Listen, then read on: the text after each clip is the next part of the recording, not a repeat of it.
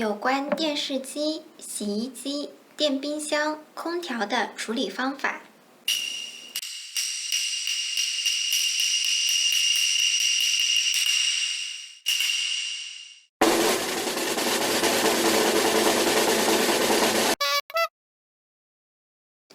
各位女士们、先生们，这是什么垃圾的节目？今天也照常开始。我是主持人 Mr. 福亚圣子。今天又是有什么烦恼的人会来现场呢？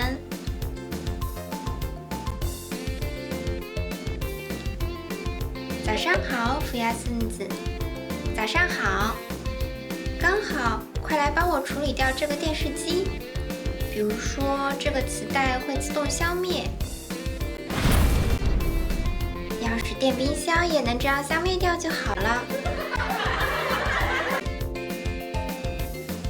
电视机、洗衣机以及衣物烘干机、电冰箱以及冰柜、空调等，需要按照法律以正确的方式进行回收，不可以通过处理普通垃圾和大件垃圾的方法来处理，并且大阪市官方也没有对以上4种类进行收集、搬运的措施，所以请用以下介绍的方法来进行回收。以下是处理方法。如果是购买同一种类的新品，请拜托购买新品的店铺来回收。回收方法根据店铺会有所不同，请向店铺直接进行咨询。如果不购买新品，仅处理旧品的情况，也请向购买了旧品的店铺咨询回收事宜。回收方法根据店铺会有所不同，请向店铺直接进行咨询。不清楚购买店铺的情况下的处理方法。不清楚之前购买店铺的情况，请按照以下的顺序进行处理。1. 在邮局购买回收券。2. 搬运至指定回收处。现在详细说明。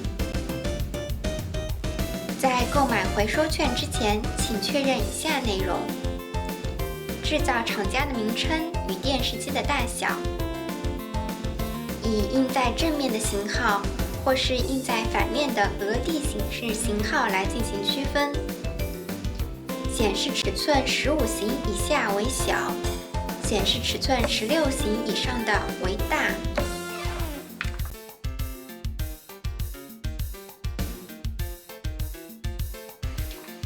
电冰箱的情况，请以在冷藏室内或者冷冻室内的额定表示明表上表示的额定内容机来进行区分。由于脏污或是破损无法读取额定表示明板，将会按照高、宽、长、里最长的尺寸进行判定。不满1400毫米为小，超过1400毫米为大。都不清楚的情况，请向制造厂家进行确认。1. 在邮局购买回收券。在邮局领取的家电回收券内填好住址、姓名、处理物品等必须事项后，支付家电回收费用。填写负责回收废弃物的制造业者的等电话号码3位数，以及该物品分类费用分类号码2位数。有关号码以及回收费用，请查看邮局手续用回收费用一览表。